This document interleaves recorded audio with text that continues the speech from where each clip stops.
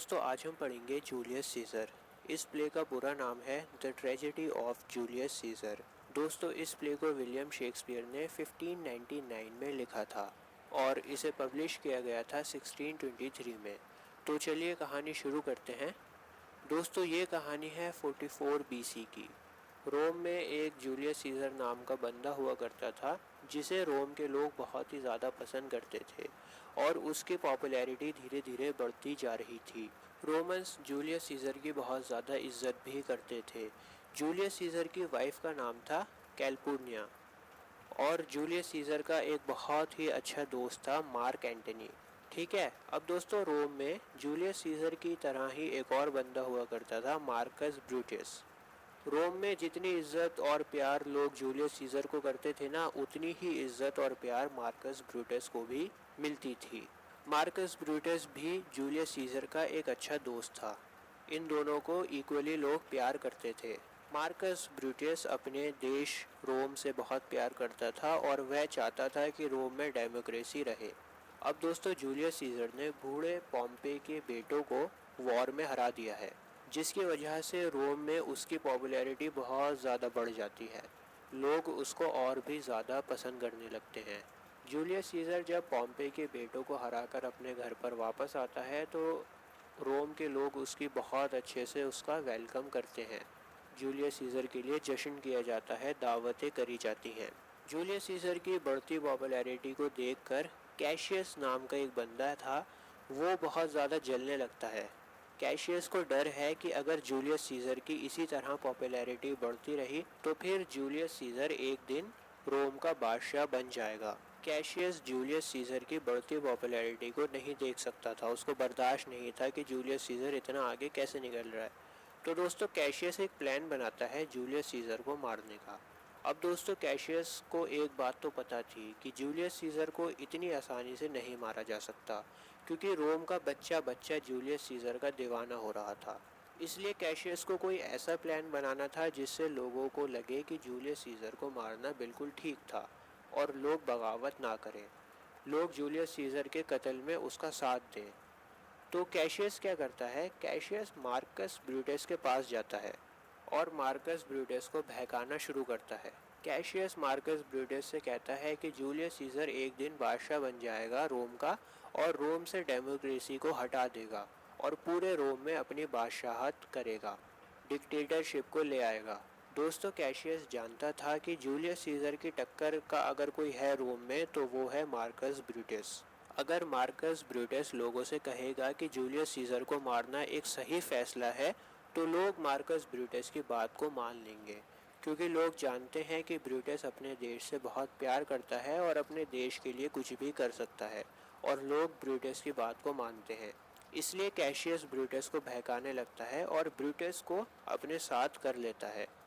Cassius Brutus के साथ साथ और भी पावरफुल लोगों को अपने इस प्लान में शामिल कर लेता है, इस कंट्रोवर्सी में शामिल कर लेता है।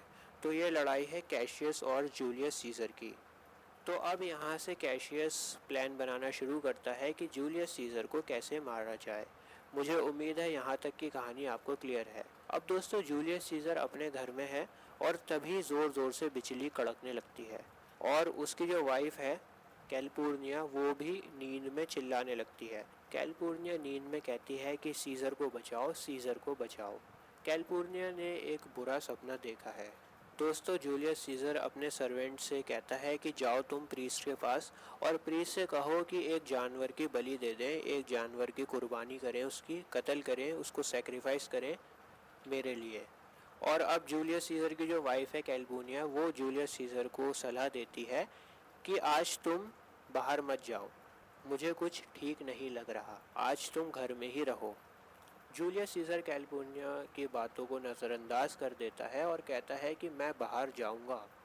कैलिफोर्निया जूलियस सीज़र को समझाने की कोशिश करती है कि ये सब बहुत अननेचुरल है, मुझे लग रहा है कि कुछ गड़बड़ होने वाली है, तुम बाहर मत जाओ। लेकिन जूलियस सीज़र अपनी वाइफ की एक नहीं सुनता। जूलियस सीज़र कैलिफोर्निया से कहता है कि बिजली कड़कना, तुम्हारा बुरा सपना देखना, इन सब से मेरा क्या लेना देना। तो फिर कैलिफोर्निया जूलियस सीज़र से कहती है कि जब कोई आम इंसान मरता है तो कोई भी साइन नहीं दिखता लेकिन जब कोई ख़ास इंसान मरने वाला होता है तो हमें बहुत से साइन दिखने लगते हैं। इन घटनाओं को तुम नज़रअंदाज मत करो। इसके जवाब में जूलियस सीज़र अपनी वाइफ से कहता है कि मौत तो सभी को आनी है और मौत से क्या बचना। दोस्तों इसी बीच वो सर्वेंट दोबारा से आता है जिसे जूलियस सीज़र ने भेजा था प्रीस्ट के पास जानवर की बलि देने के लिए। तो सर्वेंट जूलियस सीज़र को आकर बताता है कि प्रीस्ट ने जानवर को कुर्बान किया है, उसको सेक्रीफाइस किया है। लेकिन जब प्रीस्ट उस जानवर के ऑर्गन्स को निकाल रहा था तो उसमें हार्ट नहीं था, दिल नहीं था। इसलिए प्रीस्ट का ये कहना है कि आप बाहर मत जाओ तो बेहतर होगा। जूलियस सीज़र ये बात सुनकर फैसला करता है कि अब वो बाहर ज़रूर जाएगा। लेकिन कैलिफोर्निया सीज़र को बाहर नहीं जाने देती और आखिरकार जूलियस सीज़र को कैलिफोर्निया की बात माननी पड़ जाती है और वह घर में ही रहता है। अब दोस्तों कहानी में एक बंदा और आता है, डेशियस ब्रूटस। ये बंदा कैशियस के साथ मिला हुआ है। तो डेशियस ब्रूटस यहाँ पर आया है ताकि वो जूलियस सीज़र को उसके घर से बाहर निकाल सके। दोस्तों एक बात यहाँ मैं आपको बता दूँ कि जो सेनेट हाउस है, जो पार्लियामेंट है, वो जूलियस सीज़र को आज क्राउन पहनाने वाला है, जूलियस सीज़र को बादशाह बनाने वाला है। तो ब्रूटस जूलियस सीज़र से कहता है कि चलो सेनेट चलते हैं, आज तो तुम्हें क्राउन पहनना है। लेकिन सीज़र ब्रूटस से कहता है कि आज मैं नहीं आ रहा हूँ, तुम सेनेट के पास जाओ और उनसे कहो कि आज मैं नहीं आ पाऊँगा। अब दोस्तों ब्रूटस अपना काम शुरू करता है। वो सीज़र को उकसाना शुरू करता है ताकि सीज़र अपने घर से बाहर निकल जाए और कॉन्स्पिरेटर्स उसको जान से मार दें। कॉन्स्पिरेटर कहते हैं षड्यंत्र रचने वालों को, जो लोग कॉन्स्पिरेसी करते हैं। तो ब्रूटस सीज़र से पूछता है कि आप आज बाहर क्यों नहीं जाना चाहते। तो सीज़र ब्रूटस को समझाता है कि मेरी वाइफ ने एक बुरा सपना देखा है जिसमें मैं एक स्टैचू बना हुआ हूँ, फाउंटेन बना हुआ हूँ और मेरे पूरे जिस्म में होल्स हैं और उन होल्स में से खून बह रहा है। मेरा एक फाउंटेन फुआरा बना हुआ है और मेरे जिस्म में जो होल्स थे उनसे खून बह रहा है और लोग मेरे जिस्म से निकलते हुए खून से अपने हाथों को धो रहे हैं।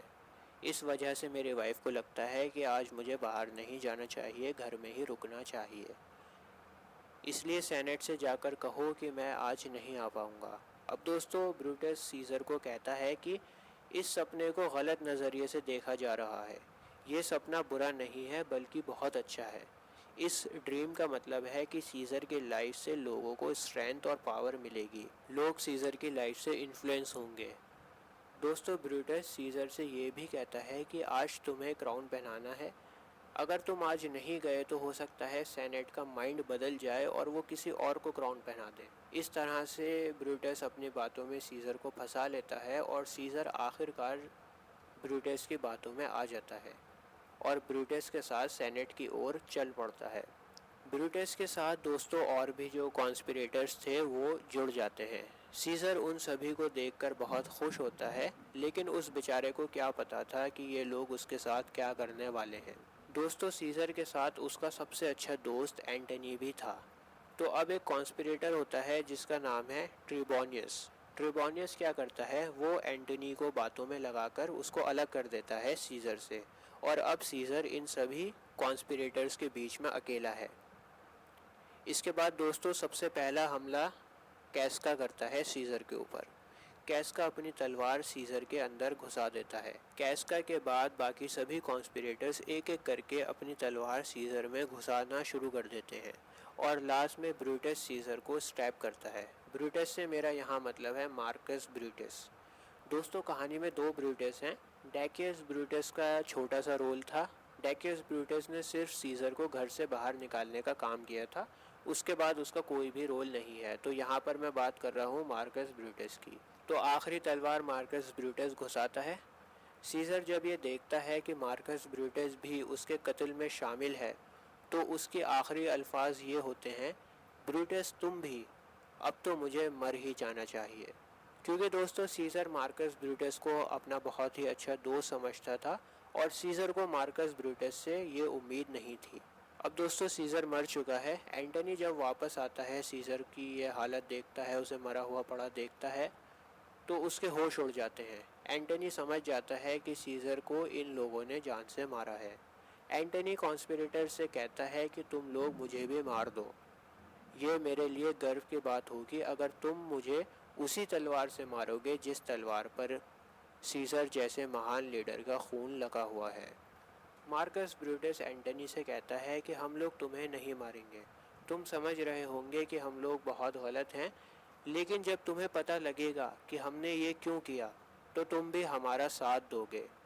अब दोस्तों एंटनी मार्कस ब्रूटस से कहता है कि मुझे सीजर के फ्यूनरल पर स्पीच देनी है। मार्कस ब्रूटस कहता है ठीक है, तुम स्पीच दे सकते हो, कोई हर्ज नहीं है, लेकिन मेरी कुछ शर्तें हैं। मार्कस ब्रूटस एंटनी से कहता है कि तुम्हारी स्पीच से पहले मैं स्पीच दूंगा। मैं अपनी स्पीच में सीजर के कत्ल को जस्टिफाई करूंगा।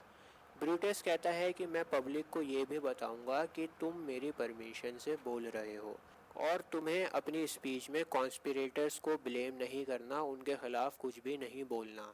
एंटनी को सभी शर्तें मंजूर हैं। इसके बाद कॉन्स्पिरेटर्स वहाँ से चले जाते हैं। स्टेज पर सिर्फ एंटनी और सीजर की डेथ बॉडी होती है। अब दोस्तों यहाँ पर एंटनी अपने आप से बातें करता है।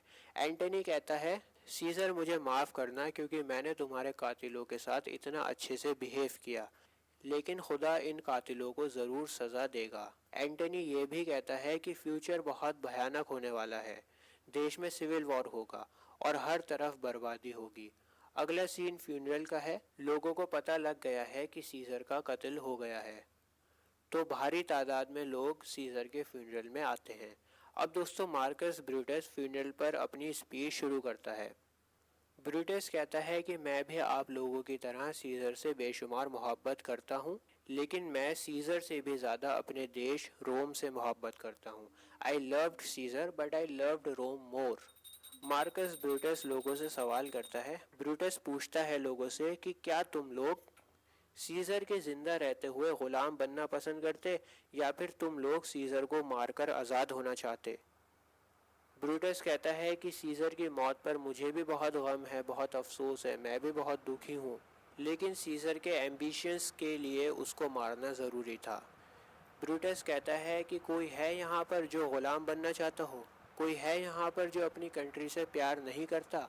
अगर कोई ऐसा बंदा है जो रोम से प्यार नहीं करता तो हाँ, मैंने उसको ऑफेंड किया है। दोस्तों इस तरह की बातें करके सभी लोग ब्रूटस के लफ्ज़ों के जाल में फंस जाते हैं और सभी लोग ब्रूटस की वाह वाह करने लगते हैं। ब्रूटस कहता है कि जिस तलवार से मैंने सीजर को मारा है वही तलवार मेरे लिए भी है। अगर देश को मेरी मौत की ज़रूरत होगी तो ये तलवार मेरे लिए भी है। इसके बाद ब्रूटस अपनी स्पीच को ख़त्म कर देता है और लोग ब्रूटस की जय जयकार करने लगते हैं।